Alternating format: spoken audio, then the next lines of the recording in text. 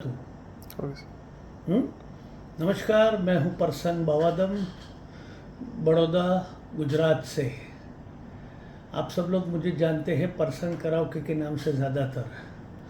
Person karaoke brand का owner हूं मैं और परसन स्पीकर्स के।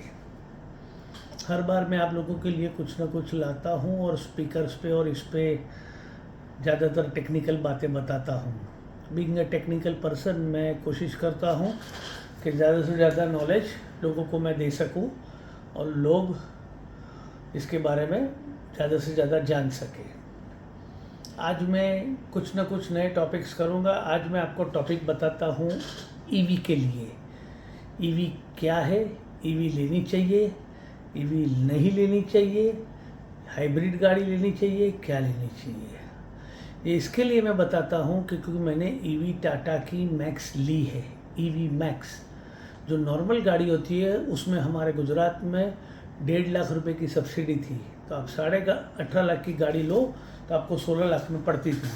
मैंने उस पर 4 लाख रुपए ज़्यादा दी के 22 लाख रुपए की ली। लेकिन टाटा वाले जो बताते हैं कि भाई ये गाड़ी 453 किलोमीटर्स चलेगी, तो चलिए आप मान लीजिए कि 10% कम, यानी 400 किलोमीटर तो चलनी चाहिए। मुझे उन लोगों ने गाड़ी ली। मैंने बताया कि मेरा वीक में 2 बार अहमदाबाद जाना होता है और अहमदाबाद की छोटी छोटी गलियों में मुझे रिलीफ रोड पे जाना पड़ता है। उसका नाम रिलीफ रोड है लेकिन टोटली अनरिलीफ रोड है वो, तो इसीलिए मुझे रिलीफ रोड पे जाना पड़ता है, तो छोटी गाड़ी चाहिए करके। आज तक मैंने पेट्रोल और डीजल गाड़ी ही यूज़ की है, ईवी गाड़ी कभी यूज़ नहीं की। ईवी गाड़ी ये कह के मुझे ली क्योंकि उसकी एवरेज ज़्यादा थी करके, तो मैंने वो हिसाब से ली। सबसे पहले उनके जो सेल्स वाले आदमी है उसको पता ही नहीं कि गाड़ी कैसे चलती है, क्या होता है, गाड़ी के फीचर्स क्या है, और सभी चीज़ों के लिए उनके पास कोई नॉलेज नहीं है। टाटा के डीलर के पास कोई नॉलेज नहीं है कितने ईवी के चार्जिंग स्टेशन है, क्या है। इवन टाटा सोलर पावर से जो घर पे इंस्टॉल करने आता है ना, जिस दिन ईवी मैक्स मेरे घर पे आई ना, उसी दिन वो चार्जर वाला आया कि भाई आपका चार्जर इंस्टॉल करना है। मेरे यहाँ 10 kV का लोड था और मैंने 7.2 किलोवाट का चार्जर लिया था। मेरे प्यारे दोस्तों, उनको ये भी नहीं पता कि चार्जर के लिए भाई एंड टाइम पे मुझे बताया कि आपको लोड बढ़ाना पड़ेगा। तो मैंने वो इलेक्ट्रिसिटी बोर्ड में जाके एप्लीकेशन करके दूसरे 7 किलोवाट का लोड लिया, जिसका कॉस्ट मुझे भुगतना खामियाजा आया करीबन 30,000 रुपया। फिर उसने जो मुझे वायर डाली तो वायर इतना ही होगा, ये सब चलो ठीक है, आपने 22 लाख की गाड़ी ली, इसके साथ खर्चा शुरू हो जाता है।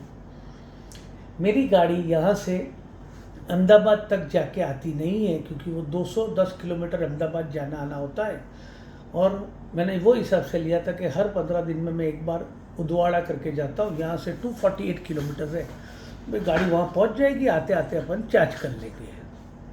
आप लोगों ने जितने भी वीडियोस ये लोग के देखे हैं, ये कार वालों के, इनके, ये सारे वीडियोस मिसलीडिंग है मेरे हिसाब से ना। बाकी आपको तय करना है कि क्या है क्या नहीं। ये सारे वीडियोस ही ईवी के देख देख के मैंने भी ईवी ली, सोचा कि चलो अच्छी गाड़ी है। दूसरा, हाईवे पे अपने आप एसी उसका ट्रिप हो जाता है। कंपनी से मैंने बहुत लड़ाई की, डीलर से बातचीत की, डीलर की सारी टीम यहाँ आई। डीलर लोगों ने ये बताया कि भाई साहब आपको गाड़ी कैसे चलानी है, आपकी ड्राइविंग पैटर्न चेंज करना होगा। हमने ड्राइविंग पैटर्न चेंज की, सब चेंज किया। सिटी में वो बोलते हैं जो लोग के पास ईवी है 300 350 भी देता है। हमारा बड़ौदा छोटा सिटी है, 20 किलोमीटर में सिटी ख़त्म हो जाता है। अगर कहीं गाड़ी अटक भी गई तो आप लाके देख सकते हो। हम कहाँ है, बॉम्बे जैसे सिटी में ठीक है कि आप भाई बोरीवली रहते हो और चर्चगेट जाना है, या अंधेरी रहते हो और चर्चगेट जाना है आपको, या बॉम्बे सेंट्रल जाना है तो ठीक है। आप बेंगलोर में रहते हो तो एक एरिया से दूसरे एरिया में आपको एक एक 1.5 घंटा लगता है। हमारा city one end to other end 25 minutes में ख़त्म हो जाता है। ये गाड़ी सिटी में मैंने कभी एवरेज निकाली नहीं, लेकिन हाईवे के लिए मैं हाइब्रिड लेने वाला था, मारुति की ग्रैंड विटारा, तो उसको छोड़ के मैंने ये गाड़ी ली। मेरा कहने का मतलब ये है कि टाटा कंपनी को इतने ईमेल डाले, आधा आधा घंटा उनके कस्टमर सर्विस सेंटर से पूरा रिव्यू दिया, आज तक उन्होंने कोई रिजोल्यूशन नहीं दिया। टाटा कंपनी ऐसा कर सकती है ये मुझे मानने में नहीं आता था करके। कोई कस्टमर की सुनवाई नहीं होती, डीलर लेवल पे बहुत ख़राब सर्विस। उसके अहमदाबाद लेवल से सर्विस हेड का मुझे फ़ोन आया था, और वो फ़ोन भी ऐसा आया कि भाई मैं आपका कल का कल सॉल्व करवा देता हूँ, कुछ नहीं। उनके कंडीशन सुनिए आप, जो वो 453 और डॉट डाल देते हैं ना, क्या है पता है, आपको 60 से 80 के ऊपर गाड़ी चलानी है और एसी को 24 टू 26 पे रखना है, तब जाके आपको माइलेज मिलेगी। फिर उसके अंदर उन लोगों ने सिटी का भी मोड दिया है और स्पोर्ट का भी मोड दिया हुआ है। भाई साहब मुझे बताइए, आपके 60 और 80 पे गाड़ी हाईवे पे कौन चलाता है? यानी अहमदाबाद पहुँचते पहुँचते मेरे 3.5 घंटे हो जाए। तो मुझे ये रिव्यू डालना था अपना। मैं कंज्यूमर कोर्ट में भी जा रहा हूँ, ऑलरेडी मैं उसको फाइल कर रहा हूँ। मैंने श्री रतन टाटा ऑनरेबल को भी ईमेल डाला था, लेकिन बहुत सारे ईमेल डाले, आज तक कुछ नहीं हुआ। टाटा से कोई जवाब नहीं आता। कस्टमर सर्विस एकदम ख़राब है, मतलब कस्टमर को उनको कोई पड़े नहीं है। और 22 लाख रुपए का ये जो दागीना है वो मेरे गले पे आके अटक गया है। प्लीज़ आप लोग ईवी लेना मत करिए, इनको तो ये भी पता नहीं। दूसरी बात, ईवी के लिए रास्ते में चार्जिंग करने के लिए आप टेक सेवी होने ज़रूरी है, क्योंकि ईवी मोबाइल आप रुपया दे के जैसे पेट्रोल और डीजल भराते या सीएनजी भराते वैसे नहीं कर सकते। आपको वो रिलायंस की ऐप, उसकी ऐप, गो चार्ज की ऐप, टाटा पावर की ऐप, ये सब की ऐप डाउनलोड करना है। उसके अंदर आपको पहले पैसा लोड करना है, फिर आपको वहाँ चालू करना है। कई जगह मैं चार्जिंग में जाता हूँ, वहाँ वाईफाई नेटवर्क भी नहीं होता, तो मुझे आधा किलोमीटर बाहर आके चलना पड़ता है, फिर मैं चार्जिंग स्टार्ट करता हूँ। चार्जिंग के लिए आपको जो टाइम बताया था वहाँ से उसके मुताबिक बहुत ज़्यादा लगता है। मैंने सोचा अपने कुछ बचत होगी। भाई साहब पेट्रोल की तो बहुत सारी बचत हो गई। मेरा करीबन हर महीने 30-35 हज़ार का डीजल पेट्रोल का जो बिल आता था वो बचत हो गई। उसके सामने मेरा लाइट बिल सीधा 27 हज़ार आ गया।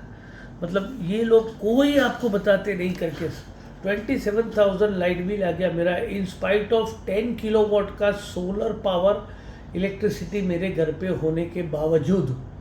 आप विचार कीजिए, अगर वो 10 kVA का सोलर पावर नहीं होता तो इसका तो 50,000 रुपया बिल आना तय था।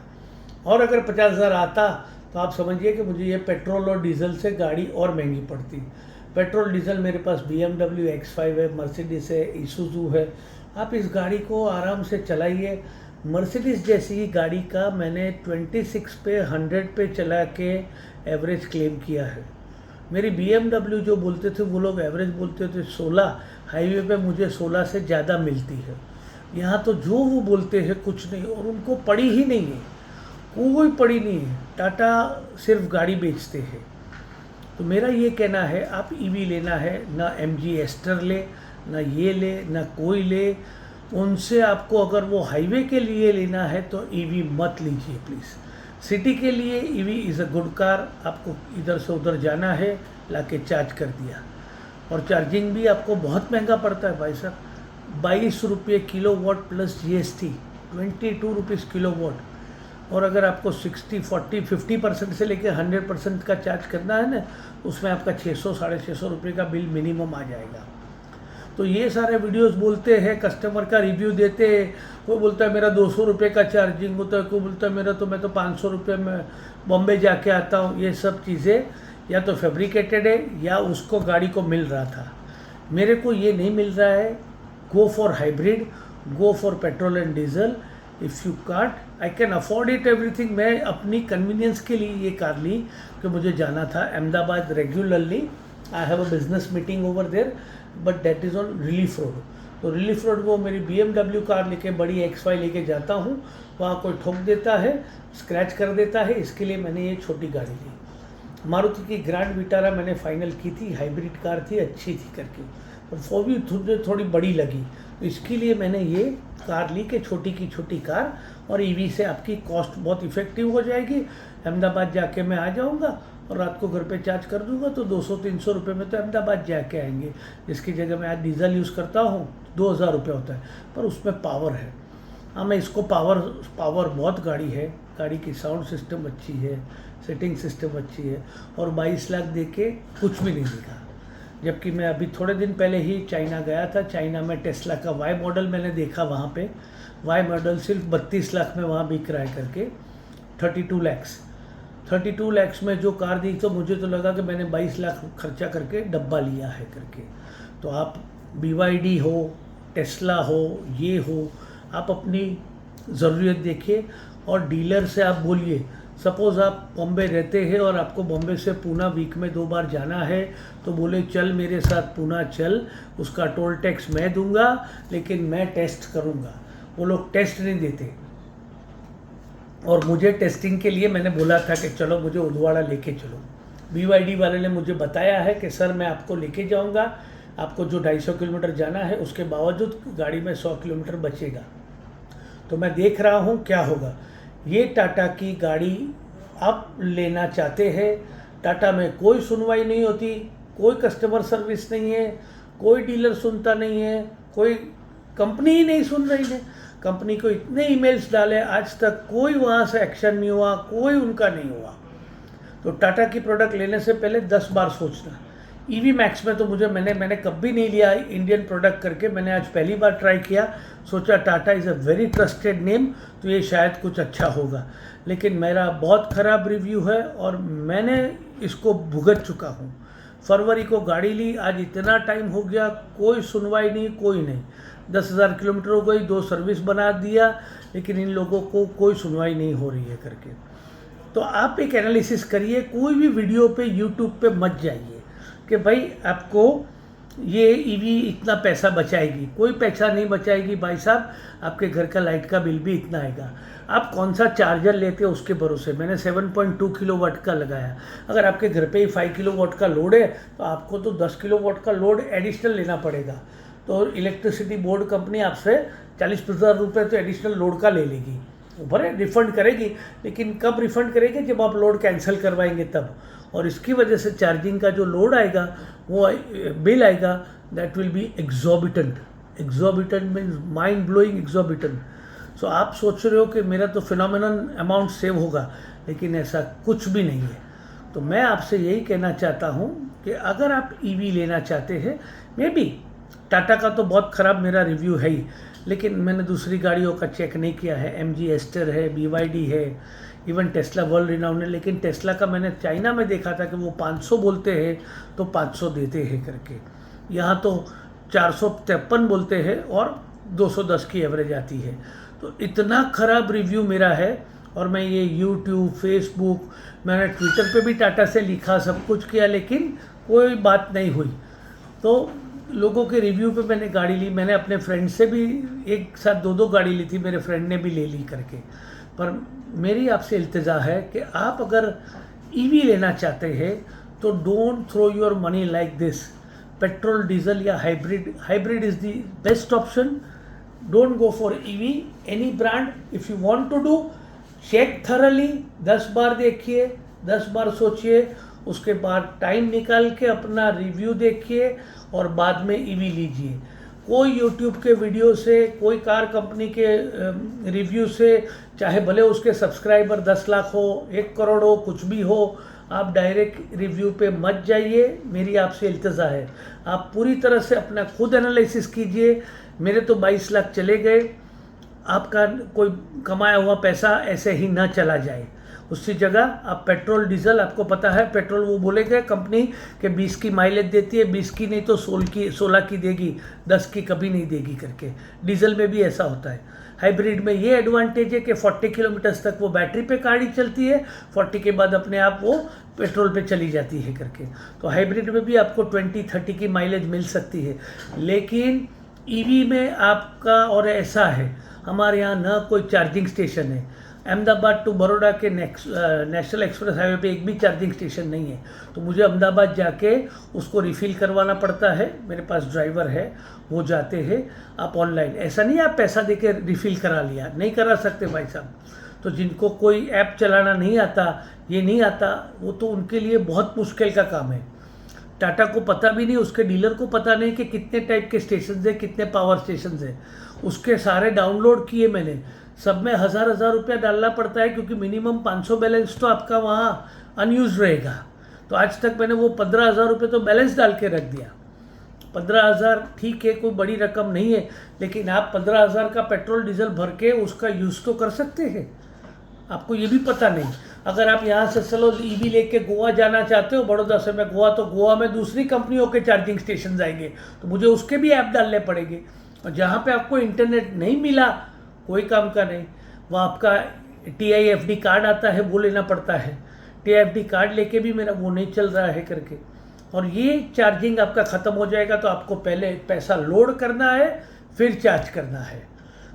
चार्जिंग कंपनियों का एक बहुत अच्छी चीज़ है, वहाँ पे एक हेल्पलाइन नंबर है, तो आप जैसे ही कर सकते हो। अगर आप ऐप से नहीं कर सकते, उनको आप फ़ोन करो, go charge, Reliance, Adani, within 30 second वो वहाँ से स्टार्ट कर देते हैं आपकी गाड़ी चार्जिंग करना। ये हो सकता है। तो आपको हर बार सबके हेल्पलाइन नंबर चाहिए। अगर आपको वहाँ इंटरनेट नहीं है तो आपको हेल्पलाइन नंबर है, हेल्पलाइन नंबर तुरंत लग जाता है, और आप उनको फ़ोन करिए, वो गाड़ी का और बताइए कि मैं ये एरिया पे हूँ, लोकेशन पे हूँ और चार्जिंग कर रहा हूँ। वो 30 सेकंड्स के अंदर आपकी गाड़ी वहाँ से चार्ज करना शुरू कर देंगे, मोबाइल आपको ही। तो जिन लोगों को मोबाइल से नहीं आता, कई लोग ऐसे होते हैं जो इतना टेक से भी नहीं होते हैं, तो उनके लिए मेरी राय है वो हेल्पलाइन नंबर यूज़ करें, जिनसे ये वो कर सकते हैं। मुझे लगता है मैं कुछ ज़्यादा बोल गया, क्या बोल गया मुझे पता नहीं, लेकिन दिल की अंदर से मैंने पूरी सच बात दुनिया को बताई कि after spending 22 lakhs also, when you don't get any result, how one would feel, and a company like Tata is not ready to listen to you at all. धन्यवाद मेरी आप लोगों से है। अगर कुछ है और ईवी के लिए मेरे से जानना चाहते हैं तो मेरा ईमेल आईडी है persang@live.com, persang@live.com। मैं आपको ज़्यादा बताऊंगा, क्योंकि मैं भी एक बिजनेसमैन हूँ, बहुत बड़ा बिजनेसमैन नहीं, छोटा बिजनेसमैन हूँ, लेकिन I am very busy businessman. तो कई अगर कस्टमर फ़ोन करेंगे तो मैं आधा घंटा बात नहीं कर सकता। तो आप ईमेल पे अपना फ़ोन नंबर दे दीजिए, मैं सामने से आपको उसमें गाइड करूँगा। लेकिन कोई भी ईवी लेने से पहले आप 10 बार खुद चेक करना, फिर ईवी लेना। ईवी पे अपना डिसीजन मत बताना। धन्यवाद भाई साहब, थैंक यू।